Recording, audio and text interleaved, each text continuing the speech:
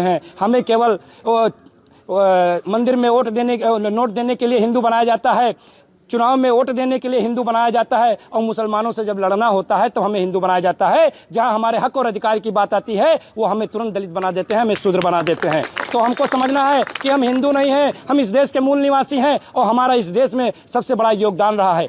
आज तमाम सारे साथी जो यहाँ यूजीसी बिल के समर्थन में उपस्थित हुए हैं, साथियों इस बिल को आप लोग पढ़िए। इस बिल में अभी बहुत सारी त्रुटियां हैं, हम इसका स्वागत और समर्थन तो करते ही हैं। आपको मालूम होगा कि इस देश में 45 विश्वविद्यालय हैं, उनमें से 40 विश्वविद्यालयों में जो वाइस चांसलर हैं, कुलपति हैं, वो सवर्ण बिरादरी के लोग आते हैं।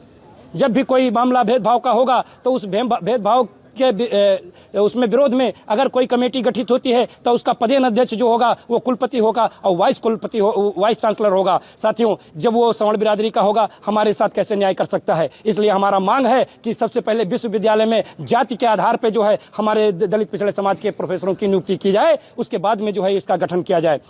15 अगस्त 1947 तक जो आज़ादी की 90 साल की लड़ाई लड़ी गई थी, वो यही सपना था कि आज़ाद भारत में जाति विहीन समाज बनेगा, समता स्वतंत्रता का आधार होगा, और इसी का आश्वासन दे करके हमसे भारत के निवासियों से लड़ाई गई थी।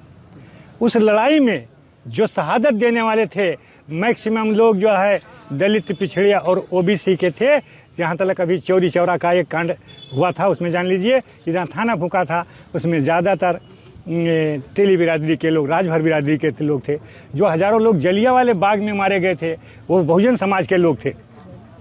लेकिन देश आज़ाद हुआ और थोड़े दिन बाद फिर पुनः वही ताकतें जो अंग्रेज़ों के साथ थी, आज़ाद भारत पर उन्होंने हुकूमत कर लिया।